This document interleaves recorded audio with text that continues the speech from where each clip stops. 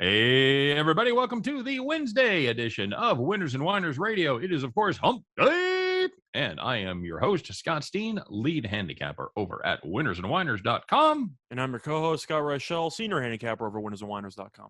And together, we make up Winners and Winers Radio. Give us an hour, and we'll give you the winners. That's what we did yesterday, Scott, winning all over the place. I know that I hit everything in sight as far as my plays of the day, my premium picks, and I know you did well. I even hit a live tennis bet, Scott. That's a heat check for me right there. It's heat check for you. It's called the average day for me because I also hit a live tennis play with Fernandez. We hit the same one, as a matter of fact. We did. You had the first set, though. I live bet her midway through the third set, so I got a little bit of a minus price there, but it worked out well for me. Other than that, really took the day off. Didn't really like anything. I did a DFS lineup for FanDuel. Won. Other than that, didn't really do much. Kind of just kicked back and enjoying the holiday.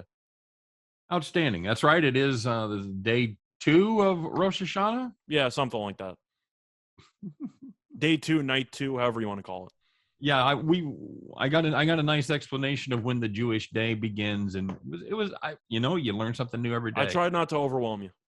See, Scott, I'm one of these guys. I like to play trivia, and then you go places. People are like, how do you know that? And I'm like, I have no idea how I know it. That's how I know. I ask questions. I ask, embarrassing, pointless questions that all of a sudden you have that knowledge. So see, it's the same way with me, but I just randomly remember UConn scores from 2018. That was just bizarre right there, buddy. Absolutely bizarre. So, all right, man. Hey, let's find out, Scott, who didn't do as well as us. Let's we like to tell you how good we're doing. We like to open the show. We'll tell you we tell you guys how we're doing, whether we're doing well or whether we're doing poorly. So we got to break our arms today, patting ourselves on the back. Doesn't always work out that way.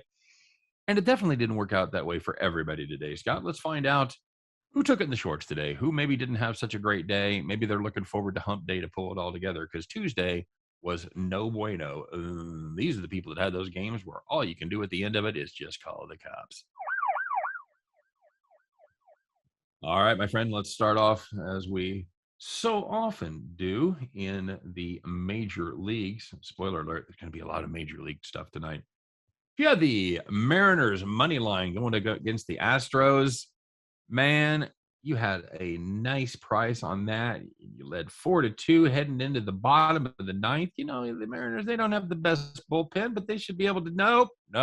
There it goes. That's a game-tying 2-run home run. It's going to extras, and that's never a good sign for the underdog, and it wasn't here either, as the Astros end up winning 5-4 in extra innings. If you had the Mariners money line, you were good right up until the time you weren't. Call the cops. Also a bit of a moose there, because if you had the under, it was 8.5.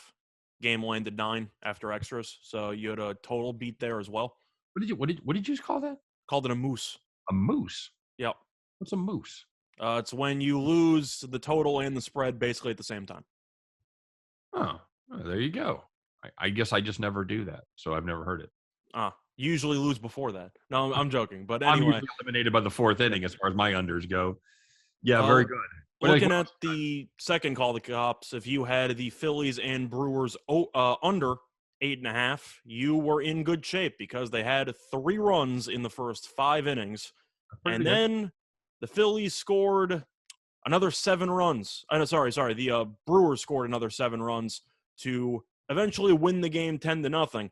So you were halfway through, and you were in very good shape.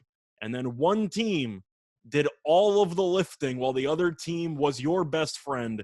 And unfortunately, one team did a little bit too much offensively, and you picked up a loss. Well, that's the way it was yesterday, as they struck against Brandon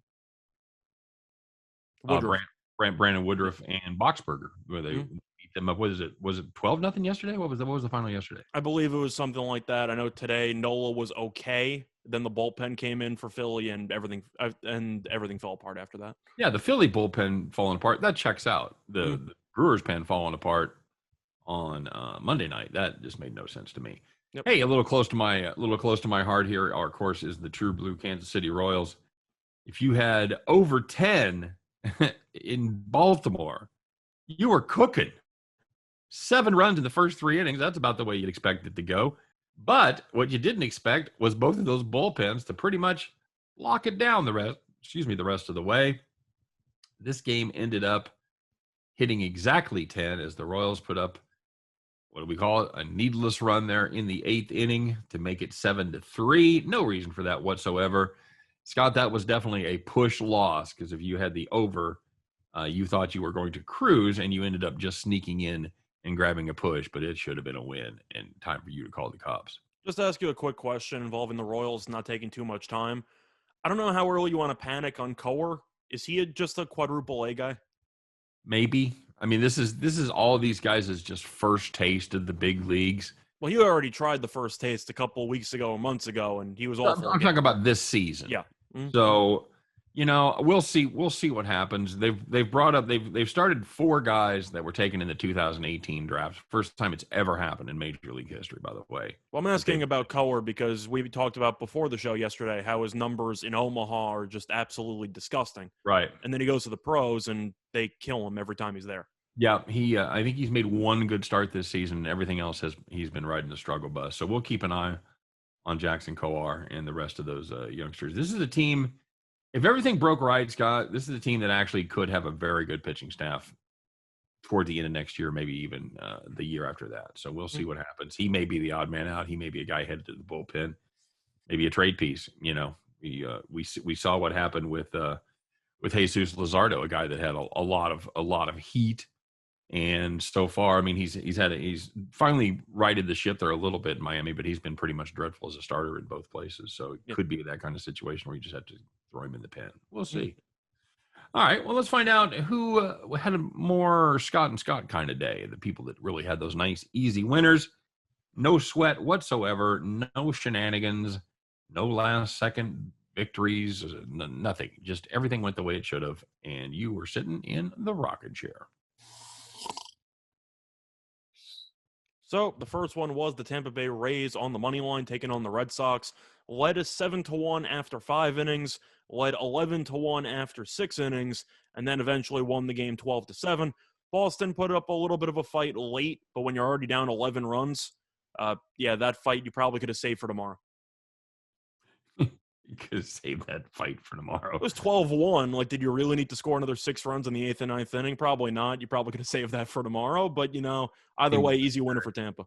There you go. If you had the Nationals Braves over 9, had 4 runs in the first inning, you had to sweat it a little bit, but they ended up getting there. They got 6 runs in the 7th. That game ended up 8-5.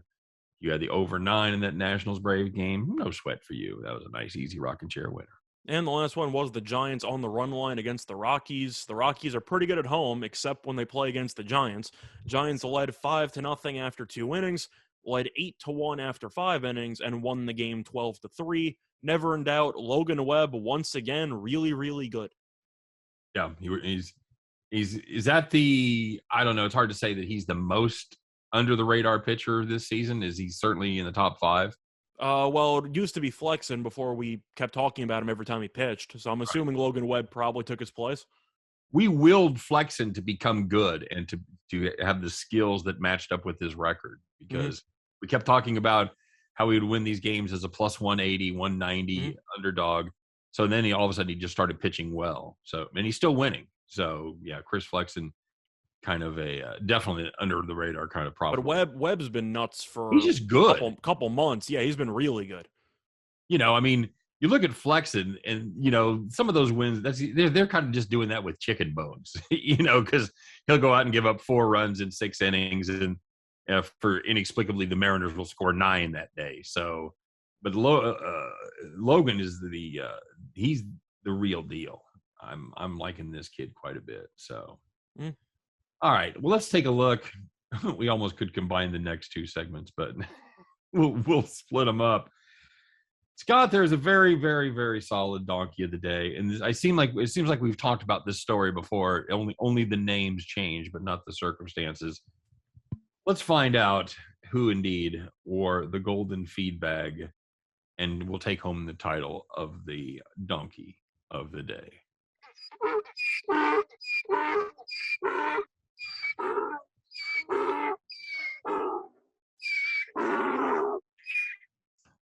Scott, what is there exciting to do in Coeur d'Alene, Idaho at night? If you're not skiing, what are you doing? Drinking. You're drinking. That's right. And who was up there drinking? Gonzaga basketball coach Mark Few. Ooh, how'd that go? Well, I'm sure he had a good time, but unfortunately, he chose to get behind the wheel of a car afterwards. Have we not talked about this, about these guys that have unlimited amounts, basically unlimited amounts of money, especially when you're talking about, ride share. They have ride share money. Can we But agree when with that? Few got extended for about the 40th time at Gonzaga, I kind of figured he would have had a driver by now.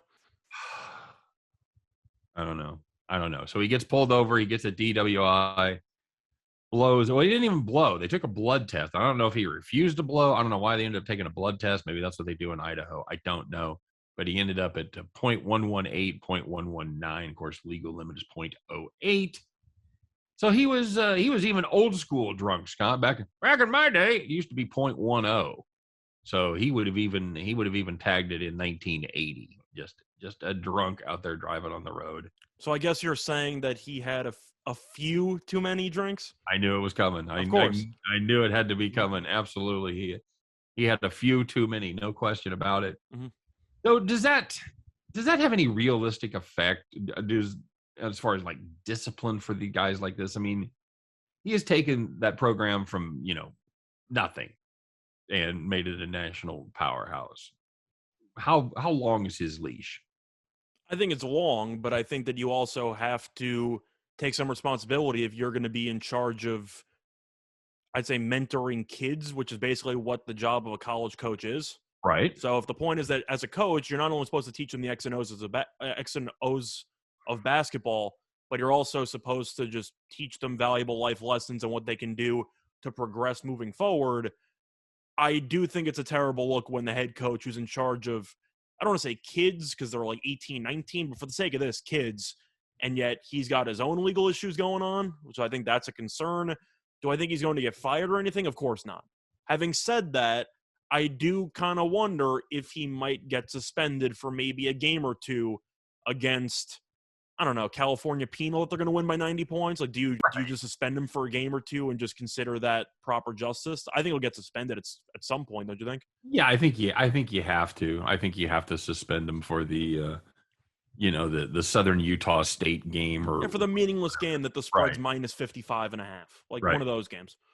Absolutely. And that's a private university. That's a Catholic school. There is Gonzaga. Is that given? Is there a higher bar, Scott? Is there a higher bar at Gonzaga? Is there a higher bar at Notre Dame for behavior? Could be worse. He's not coaching at Liberty, BYU. BYU. I mean, that's BYU, they would throw you off the. They would fire you if you were if you were you'd doing have that. to, right? You'd have to if you're going to get rid of the players for drinking and for engaging in premarital sexual activity, which they have done in the past at BYU. Then you kind of have to keep the rules the same for everybody. So I guess the question that I'm asking, if a player would be found of a DUI, would they throw him off the team? I'm not so sure. I think they would probably suspend him indefinitely and then public apology, bring him back, something like that. For the coach, I think they do the same thing. He'll miss a game or two, and then you'll bring him back. He already made the public apology, but I'm sure he'll make another one. I'm sure he'll donate money to some charities, stuff like that. The classic maneuver that you do when you get into trouble. Whatever his agent tells him to do, Yep, basically. pretty much the PR firm telling him what to do in his ear. Give money to charity, and we'll make it right, so to speak. But I'm assuming he'll get suspended for a game or two, nothing more, nothing less. You? Agreed. And I think it maybe gives him a little less gravitas when he maybe wants to lecture the kids about proper judgment. I think that's where it really hurts more than anything. I think you're probably right, but I'm not people mad. I'm still, just disappointed. yeah, that could have been a case for this too. But the point is that Gonzaga is still going to be a powerhouse. They're still going to get a bunch of recruits. They still get a bunch of grad transfers anyway. I don't think it's going to really hurt the program at all. I think it might hurt Mark Few's reputation, but on the bright side, at least he didn't have a Boeheim situation. Yeah, absolutely true. And Scott, will you say it again? He apparently had what? A few too many drinks. There we go. I Thank wasn't ready last time, Yeah. but I was ready. Then you had it set up that time. So, all right, guys. Quick reminder that you are listening to Winners and Winers Radio. Give us an hour, and we will give you the winners. Scott, I forgot to talk about what we're going to do today. Of course, we're going to go through as we always do and talk about our favorite Major League Baseball games of the day. We're going to, of course, have our at the farm segment, and we're going to go through the division races in the NFL one more time just to add in all the injuries, the updated and odds. I know we've done this before, but we know we have a lot of new listeners out there with our new podcast format, and we want to make sure that we get that in because it's going to be the last day to bet futures. We also got preseason, so now we have extra stuff to analyze compared to what we did originally. That's right. That's right. Some teams you've learned a little bit preseason, some of them you haven't. So we'll talk about that as well. But Scott, before we get to all that, we got a big event coming up. Oh no, we want to talk about the drunk odds makers one time. Yeah, because we he was supposed to be the segue into that, but sure. Yeah, you're right. Well, we got caught up with the 15 break. Sorry, buddy. All good. Hey, let's talk about which odds makers were drunk because there's some drinkers out there, not just Mark Few, but the odds makers were drunk too. Mark Few is here. You want to do this one? No, go ahead. So, looking at the Mets and Marlins who played yesterday, we know Marlins Park is pretty pitchers friendly. However, you might want to not put the total at 7.5 when you have Carrasco and Cabrera on the mound. Now, going into yesterday's game, Carrasco had a 6.59 ERA, and Cabrera, youngster, not many appearances, but he had a 5.23 ERA, and yet the total was 7.5. What are we doing? And the game ended Mets 9. Marlins doesn't matter because the Mets had 9. So my question is, as you just said, what are we doing here? Yeah, agreed. And I know especially the Marlins have had their offensive struggles throughout the season. Mets haven't been scoring a lot lately. But these are two pitchers. You look at a matchup like that and you go, well, one of these guys is going to give up a ton. One of these teams is going to put up 6 or better. You just feel it, and that's exactly what happened. I can't believe I didn't jump on this because when we looked at it in retrospect, of course, it's always easier to look at it when they end up scoring 13 runs into 7.5 and go, yeah, we should have had that. But in this case, yeah, we should have had that for sure. I'm assuming there was also a very nice price on score first inning because total 7.5. Carrasco, since he joined the Mets or just this entire season, he's been awful in the first inning. He gave up another run yesterday. Mets had 2 in the first inning yesterday. But I am curious just what the great correlated prices were, basically, if you had any type of over imaginable in this game. Yeah, absolutely. You're getting a nice price for sure. All right, so this Saturday night, big boxing match coming up, Scott. Four match card. Are you excited to see Evander Holyfield fight Vitor Belfort? Well, I'm excited because it's short notice of Evander Holyfield because he's taken over the spot for De La Hoya. It's weird.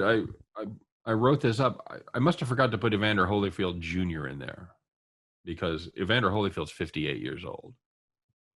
Apparently, he's ready to go. Oh, that's him. Yep.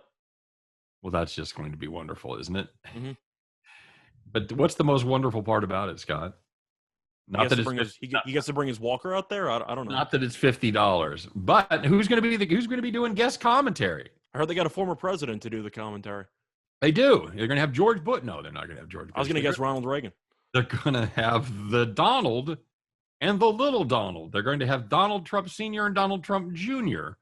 doing the commentary. It's going to be alternative commentary. So you can buy the regular sports commentary on one, or you can buy the Trump sports commentary on the other one. So we have always promised not to get political on this show. We're not going to do it. We're not going to talk about what your feelings on the Trump are. That's not the point at all. The question that I have is it a good move? Because obviously you've got, for lack of a better, let's say we've got half the country on one side, half the country on the other side. So you've got half the country that maybe will be excited to see this, and they wouldn't have normally bought that fight. It'll generate some buys. Now, you've got the other half of the country going, well, you know what? I was thinking about doing it, but now that they're doing this, no way would I consider it. So at the end of the day, is it a plus EV move or a minus? You talking about for the actual program itself or for Trump? No, for the actual program itself. No, Trump. I think it's a win. Old school. Any publicity is good publicity. I was going to say, I think it's a win. And I think it's a win because you just used the same quote that I was going to use. It creates more press. So if you're going to get a controversial figure I think that's a good way to phrase Trump in this point, whether you're pro or anti. He's a guy who people talk about all the time. And Right. I think that getting him on the mic is going to get your event talked about more in general. So I think it's a good move because what's the worst thing that happens? He says something controversial or he's a terrible commentary guy. That's still good for the actual boxing event because that means you tuned in to listen to him on the mic. So I think it makes sense for them to do it. As for the duo, it's the greatest commentary duo in the history of commentary duos. Is that what he would say about the group Probably of something like that. something Yeah. like that? But I'm intrigued by it. I'm not intrigued by the fights. I'll tell you that much. I don't really want to see a former UFC guy who was in serious use of steroids before USADA basically ended his career, which is what happened to Belfort. And now he has to go against 58-year-old Evander Holyfield, junior or senior. It's not really a great card itself. Then again, I wasn't exactly excited about De La Hoya fighting in the first place. So I don't really see the interest. I'm not going to watch this, but if you are looking to get extra viewers, I do think getting a controversial commentator is a way of doing that. I think it's going to be a successful move business-wise. You?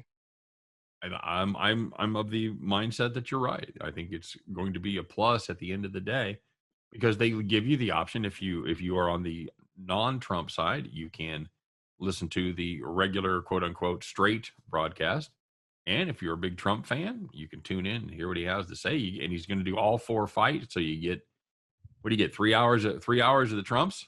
I guess. The way that I'm looking at it, if you were willing to watch about 3 hours of old timers boxing, including Holyfield 58, are you really sure that Trump broadcasting's the deal breaker there? I feel like the terrible boxing should be the deal breaker there, shouldn't it be? So you think we may see a worse fight than the commentary we I'm hear? saying that when you're watching a last minute 58-year-old sub in for the actual fight, the bar has been set so low that I don't care who's commentating. I feel like at 58, when they call in Evander Holyfield, I feel like they're about three names away from me. Does he need money or something? That's what I was wondering. What is the plastic surgery on the ears? Did his insurance not paying for it? I don't understand. It seems like he's just trying to get the paycheck there. I know De La Hoya's had rumors of, I don't want to say drug issues, but it made sense allegedly on why he would want to keep fighting. I don't know. It's free paycheck. Might as well try to get something. And in today's edition of Old Man Yells at Cloud, Scott, can I just put it out there that aren't sports supposed to be kind of a refuge from politics? Now, I Uh, know we've had some issues in the past with Black Lives I was going to Matter. say the lines have been drastically I blurred know, over the last couple years. I know, but can I lament that we've come to this and can't go back? Is that all right? Can I rant about that at least? Well, you can if you want. I mean, people are going to look for a decisive moment where the lines were blurred. I'm sure a lot of people would say the kneeling during the anthem, but All you right. forget about the fist raised in the air about 30 to 40 years ago in the Olympics, and nobody really remembers that. Talk about Ali, who chose to not serve in the army when he was still a professional boxer, and he got stripped for that because Yep. he won the title at that point. So there's always been politics involved. Is that political though?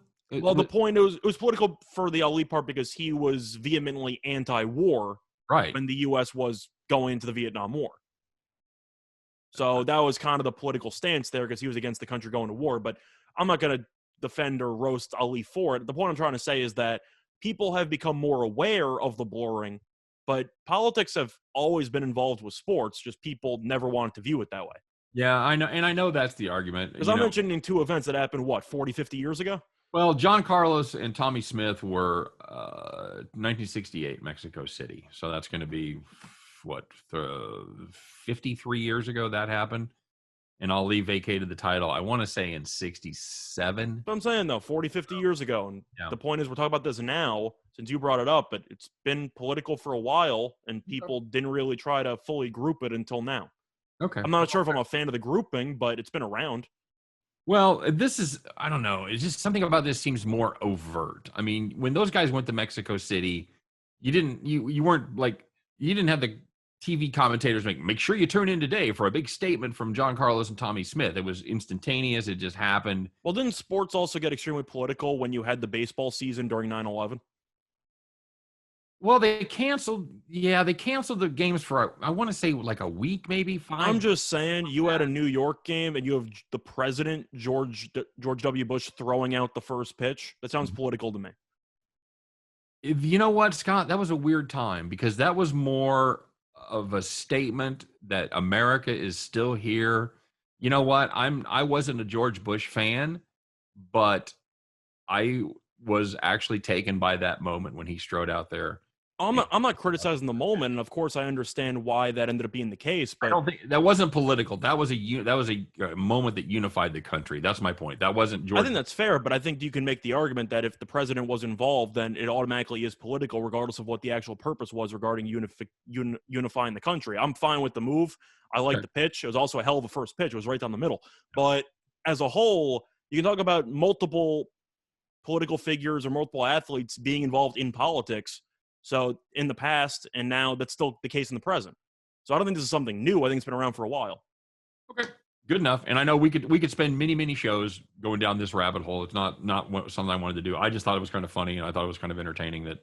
And I got to be honest with you, I'm probably not. I wouldn't buy the fight either way, but I definitely if I can find a feed somewhere, it'll definitely be the Well, Trump. that goes back to my point. Are people really going to sprint trying to pay for pay-per-view of Evander Holyfield and then go, Trump's commentating? I'm not buying any of this. Yes. You think Well, so? I think they'll make the decision to go the other side. Okay. Well, we'll see. I don't know. But Hey, your boys in the soccer kits, Scott, they're not doing well for the old US of A as we're trying to qualify for the World Cup. This is Dubai, right? Is this where the uh, World Cup they're trying to qualify for? I'm trying to think. Is it Dubai, Qatar? Where are they having this thing? Or is it Qatar? I thought it was Dubai, but it's the one they're having in the Middle East. Yeah, then it's Qatar, I believe. Okay. Which is going to be like Dubai definitely did not sound right. Okay. Whatever. It's going to be sandy and hot. Okay. I don't know which country it is. It's going to be sandy and hot. So, of course, we did not go to the most recent World Cup, as I know you're well aware.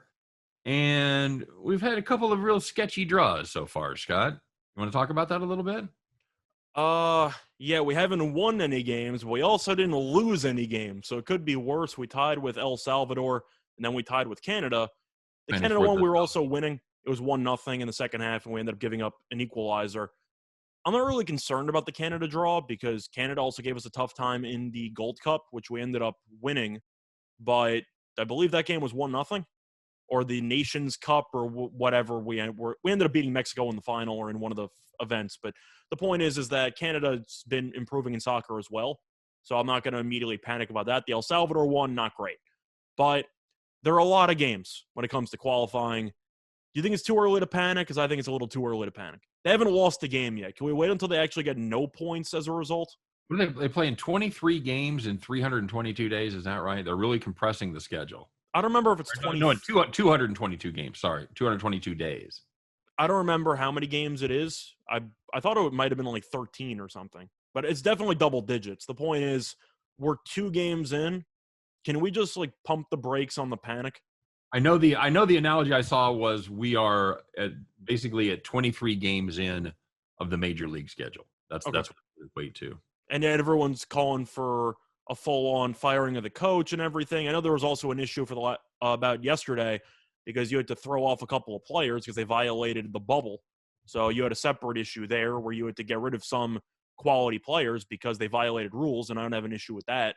But I'm assuming you agree with me. We're 2 games in. We haven't lost a game yet. Are we sure we want to immediately just turn the entire team upside down? No, I don't think so. I think we can absolutely just relax for a second. Again, let's see if we lose to Honduras and we can get back to this.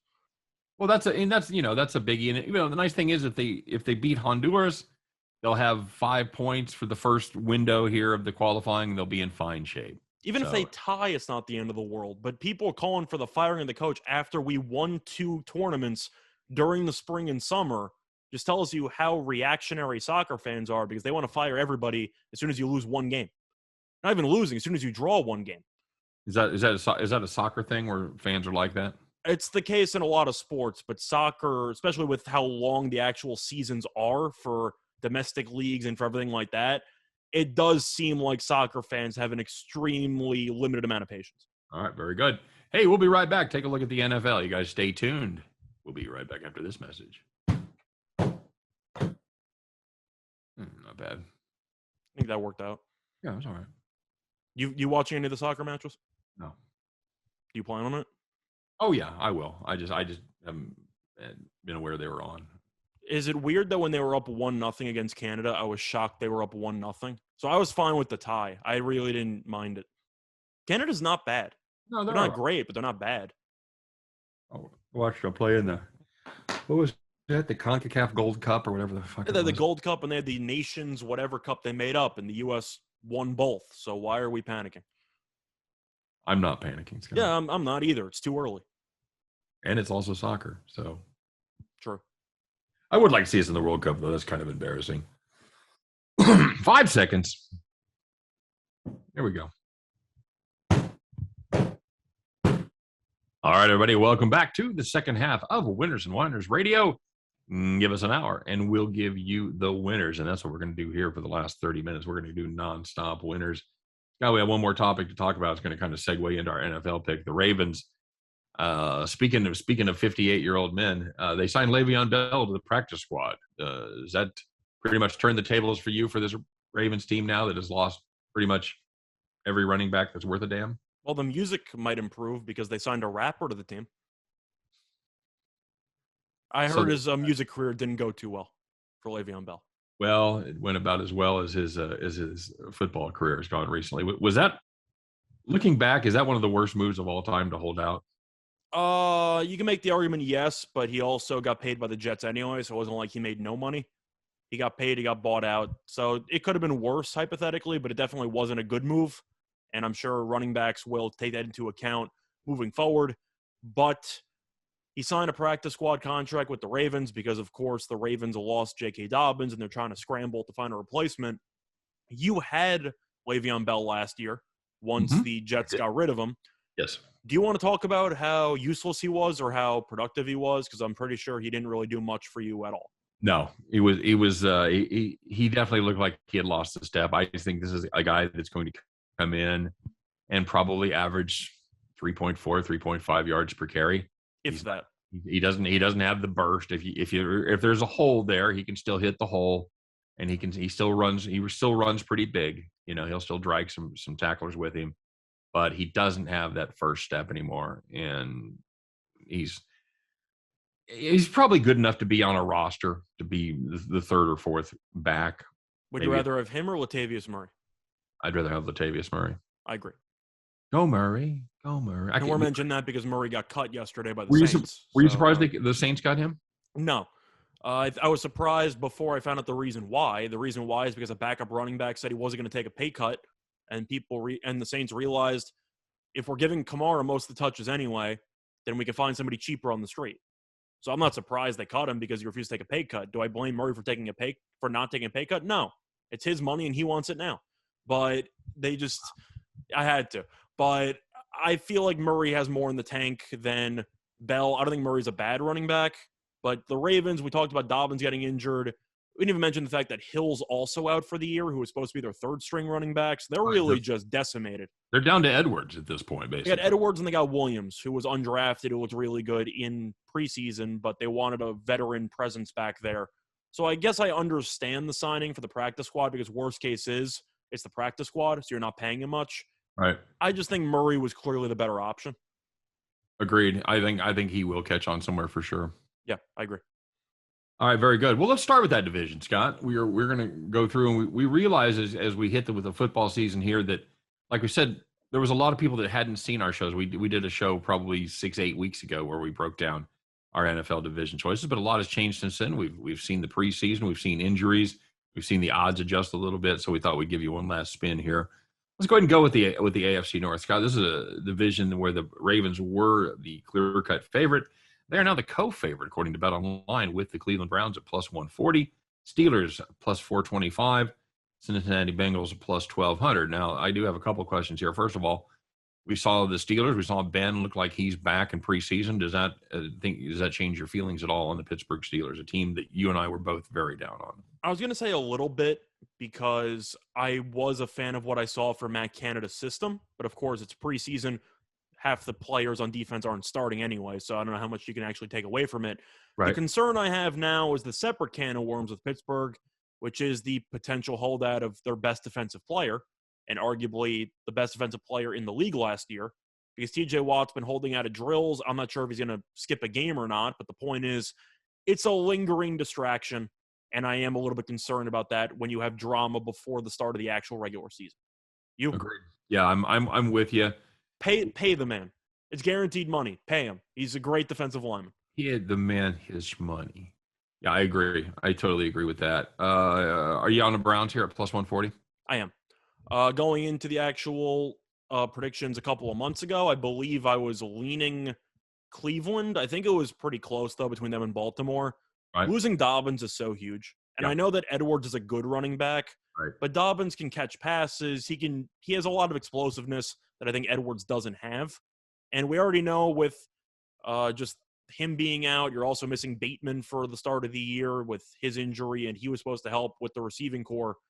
Isn't it basically just the same offense as last year, except you lost arguably your best running back? So if we had questions about Lamar passing, why would any of them be answered when the main addition you had during the offseason was the draft pick who's now not playing to start the season? I like Cleveland. The defense should be good. Mayfield looked comfortable last year. Stefanski's got a good system in place. I think Cleveland's just a very good team. Yeah, I do too. I think I really like that defense, and I think that defense is going to make up for the mistakes that Cleveland offense. But that Cleveland offense puts it together. They have, I don't know, is that the best running back tandem in the league?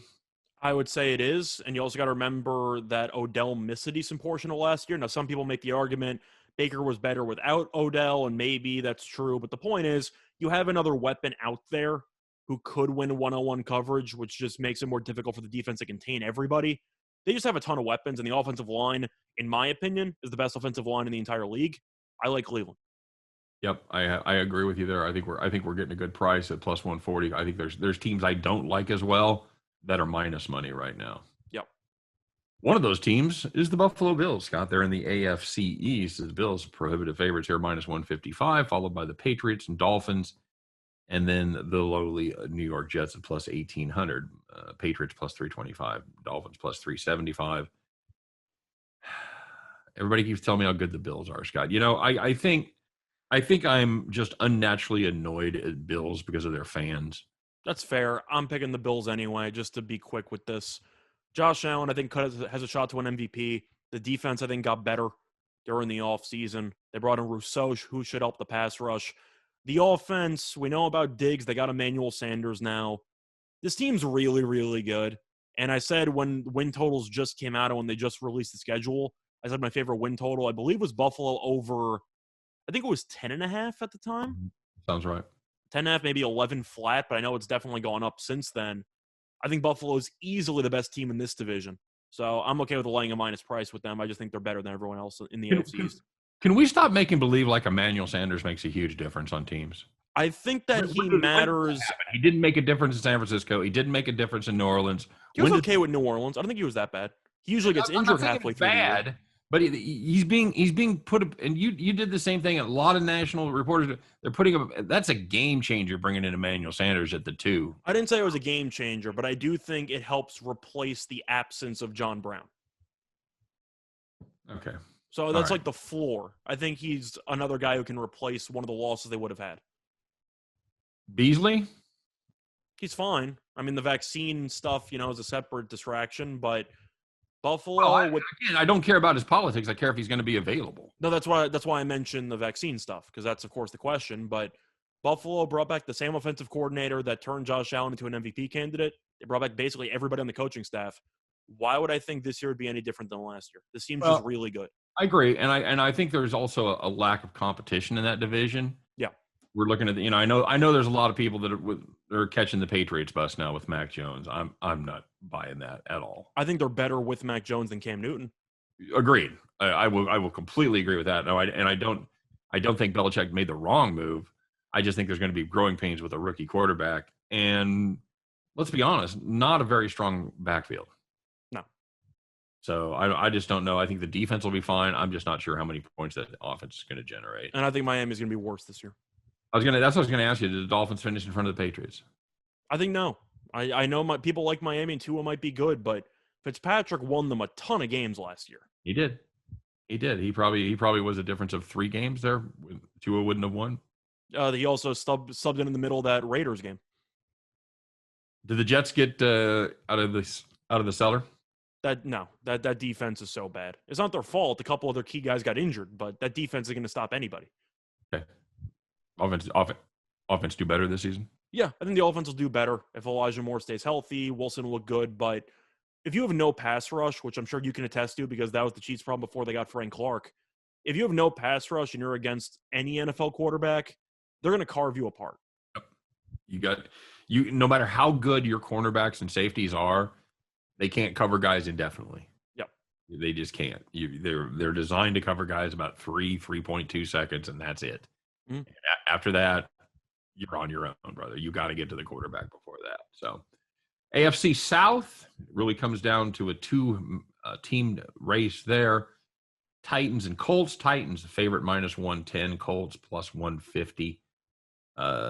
The Jags, probably the only division in football they wouldn't be the cellar dwellers. They are +600. My God, Scott. Anybody that wants to bet the Jags at +600, just send us your money. We'll have a show. We'll light it on fire, and we'll have a good time. Texans 2,800. Which is a worse bet? Which is worse? Which is a worse bet? What are you more likely to just light your money on fire with? I'm assuming the worst beat is Jacksonville because for Houston, you're probably betting less money. Yes, I would hope so.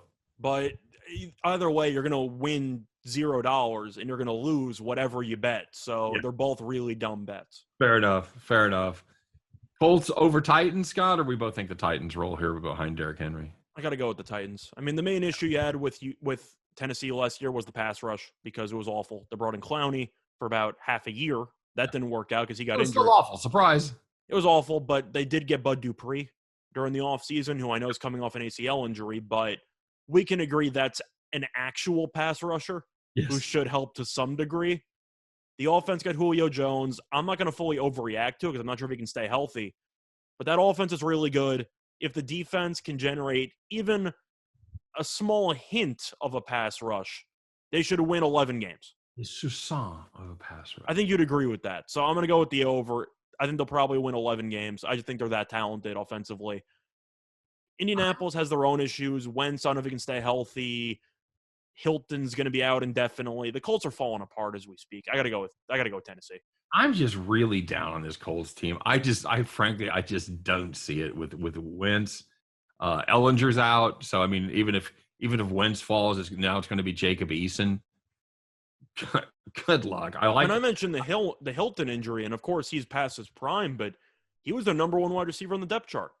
Right. Well, they also lost some depth there. They lost J.J. Nelson, they lost Courtney Davis. Yeah. They're down to their 3 receivers are. They got Pittman, they got Pascal, they got Paris Campbell, but yep. I can't say I'm thrilled with any of those guys. I think Pittman's okay. I haven't really seen much of him because he got injured last year. I think Pascal's an okay possession guy, but that's your 3 receivers you're going to roll with? Their defense is going to keep them in some games. I think this is going to be an under machine, Scott. It should be. They should run the ball with Taylor about 30 times a game. Yeah, that's really the only player they have that's, I would say, a plus war. I'm just saying, when your best receiver is arguably your third-string running back in Hines, you might want to trade for a wide receiver. Yeah, I can't believe they didn't address that. Well, they were expecting Hilton to stay healthy, and that didn't happen. I understand, but you're still a little light there. They're very light. Mm-hmm. All right, very good. And we will finish it up with the West because the West is best. This is the one where the Chiefs -250 favorites, Chargers +500, Broncos +525, Raiders bringing up the rear +1,400. Any reason to fade the Chiefs here? I'm sticking with my original plan, which was I would bet on the Chiefs and I'd bet on the Chargers to create an arbitrage situation because the Broncos aren't winning that division and the Raiders aren't winning that division. So if you balance it out accordingly with a -250 and about a +500, aren't you making guaranteed money? Yes. Is it the most ridiculous thing in the world that there's only 25 cents difference between the Chargers and the Broncos? That's absurd. I think if you want pure value play, take the Chargers because the Chargers should be closer to around 3 or 4 to 1 than 5 to 1. But I think the Chiefs are going to win the division. But I do think if you bet both, you'll make guaranteed profit. Very good. Quick reminder, you are listening to Winners and Winers Radio. Give us an hour and we'll give you the winners. We're halfway through the NFL, baby, doing it by division by division. Scott, what should be, well, actually, there's a couple of competitive divisions on the NFC side. We'll start in the East. The Dallas Cowboys plus 160, the National Washington Football Team plus 180, Giants 330, and the Eagles are 650. I know you're a big Cowboys guy. You want to speak to their chances with Dak, a shoe-in for comeback player of the year, so you say?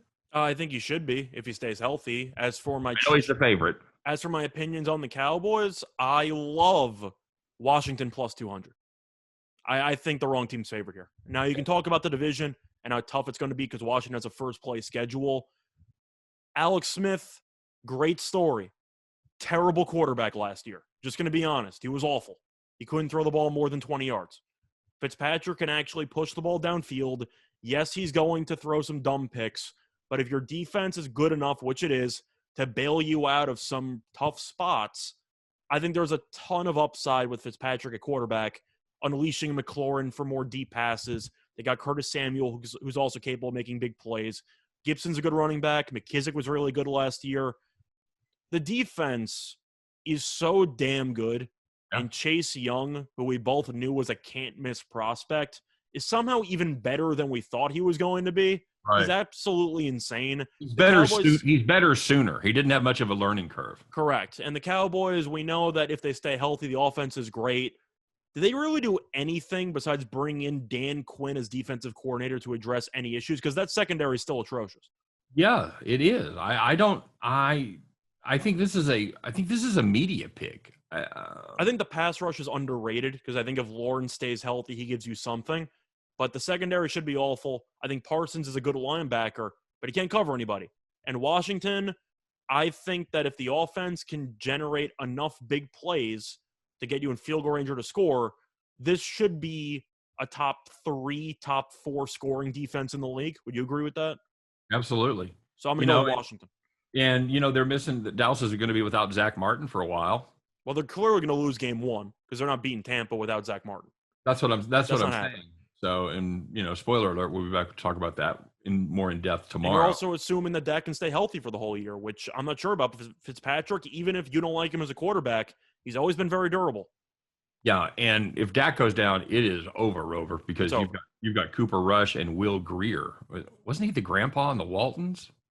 Could be. I remember him in West Virginia, but remember he started one game for Carolina last year and he was awful.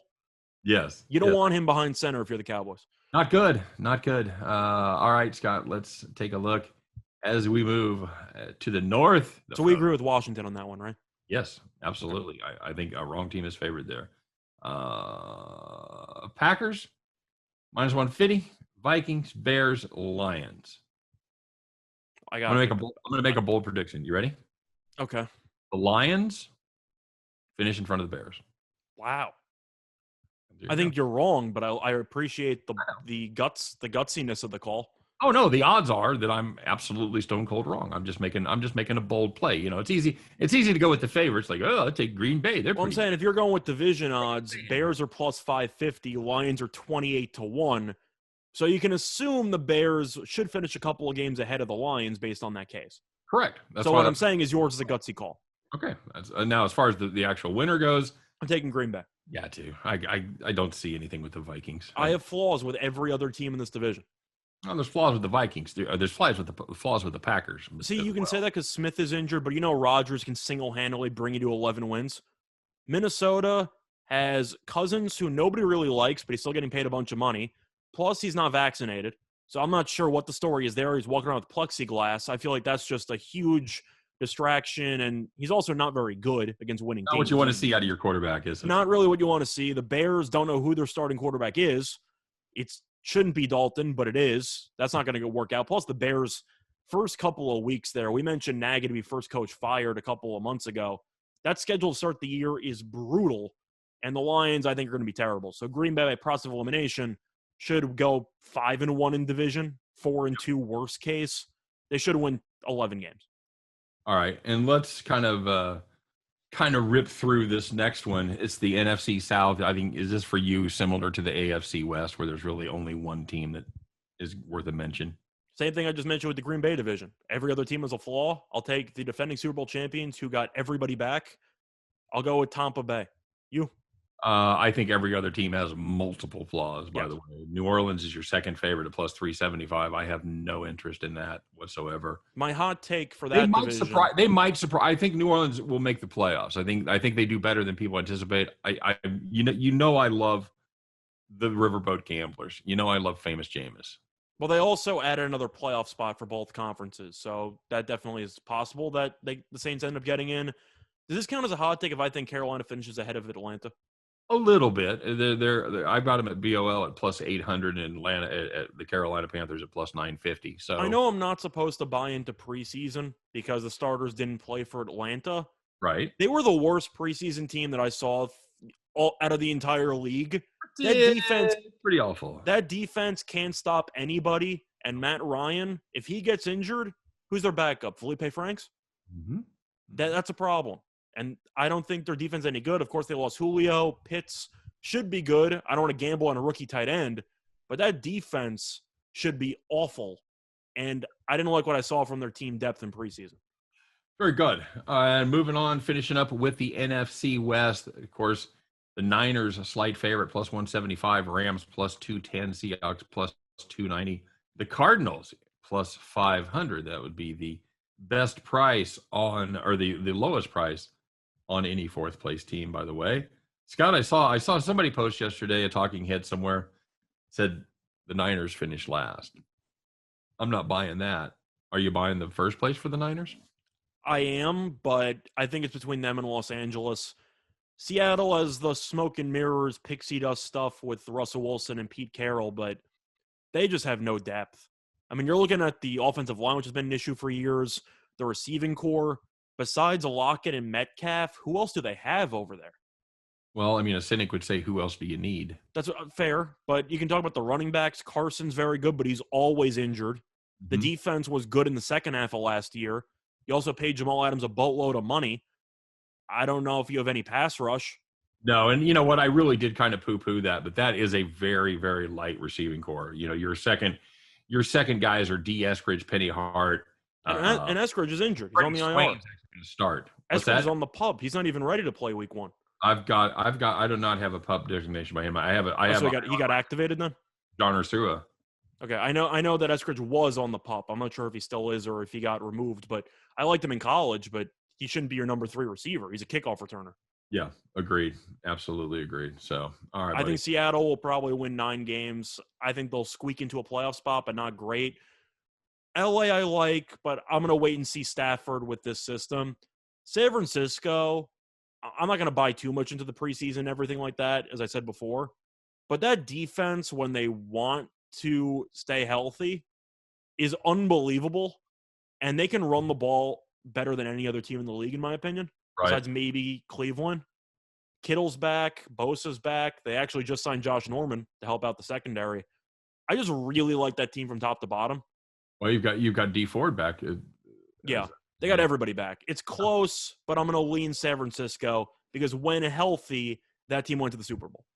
Do you find it unusual that we hear a bunch of hype about Goff and we hear a bunch of hype about Matt Stafford, 2 quarterbacks that their original teams were ready to ditch him? I'm sorry, there's hype around Goff? Absolutely. I don't think there's any hype around Goff. There is. Detroit's going to be a disaster, in my opinion. So if you read previews of Detroit, they're talking about what a difference Goff is going to make. I think that he'll make the team worse compared to Stafford. Okay, well, I agree with that, but I'm just saying there's 2 quarterbacks that both their teams gave up on him, and now all of a sudden they're going to take their new teams to new heights. I'm not buying it. I agree with the hype on Stafford, but I'm not willing to jump with both feet in. I'll dip a toe in. Okay. I think they'll make the playoffs. I'm just going with San Francisco. At one point in his career, I might have bought the hype with Stafford. He is too beat down, and he is too. He's still got the silver and blue ingrained in him. I do think though losing Cam Akers is a big deal for the Rams. Sure. Oh, it's It's a huge deal. That's a team that really couldn't afford to lose anybody. No offense to Sony Michel, but Cam Akers is better than you. Yes, sorry. All right, buddy. Well, that's it. So just to recap real quick. A little chalky. Do a little chalky. I mean, that's you got a dog? I got two because DraftKings has the Ravens at +110, Browns at +155. Okay, like the Browns. We like the Browns, and we like Washington. Yep. Those are my two. I like the favorites in every other division. A couple of small dogs, and we think the Chargers are worth a sniff because this is a Chiefs team that's. I said the arbitrage, but if you think Mahomes maybe gets injured, then maybe take a shot. That's exactly what I was going to say. That's the thing with Mahomes, and he does have 3 rookies on the offensive line. At the end of the day, you're going to be starting 3 rookies. They're very good. You've got. Yang sat out last year, so he's technically a second-year guy, but this will be his first season. You've got the center from Oklahoma, Creed Humphrey, who's very good. But you've got 3 rookie offensive linemen, and Patrick Mahomes may not be as bad as the Super Bowl, but he could be running for his life a little bit. And anytime you start running for your life, there's the potential for injury. I think San Diego, or Los Angeles, the Chargers, are worth a sniff, whether you offset it with the Chiefs or not. Yeah, I'm looking at the arbitrage, but fair point.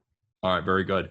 Well, Scott, we didn't get a chance to get to baseball, but we do have room for the one, the only. You know what it is. You ready to get on your tractor, put on that straw hat, put on your overalls, and bet the farm, baby.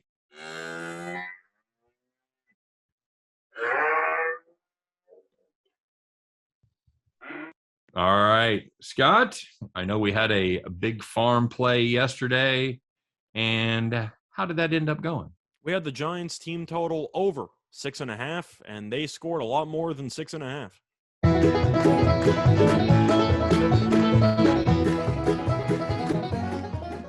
There you go. That is our San Francisco Giants taking it to them there at Coors Field. You and I, when we were doing that farm play, we didn't love the fact it was 6.5 because that's a ton. But then we saw Chi-Chi was pitching, and we suddenly got very excited about it. And we saw Chi-Chi was pitching, and we became very excited. All right. So what do we got cooked up for today, my friend? So we're going to stick with baseball, looking at the Blue Jays and Yankees first 5 under 5.5 at -115 on BetMGM.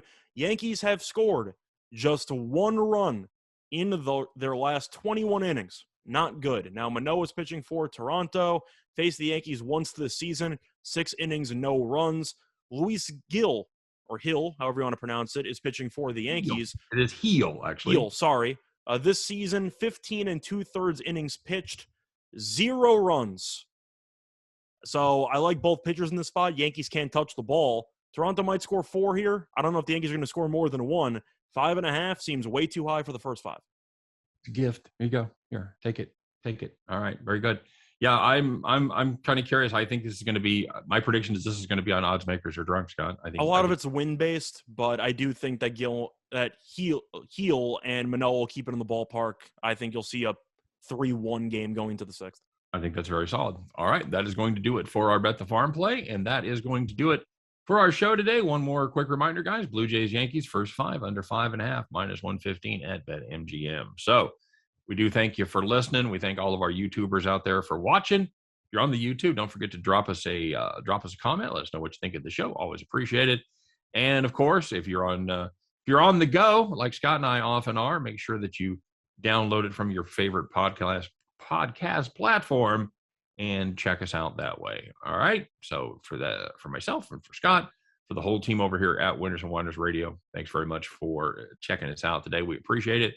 Good luck on all of your plays today, and we will see you tomorrow on Winners and Winders Radio. Take care, everybody.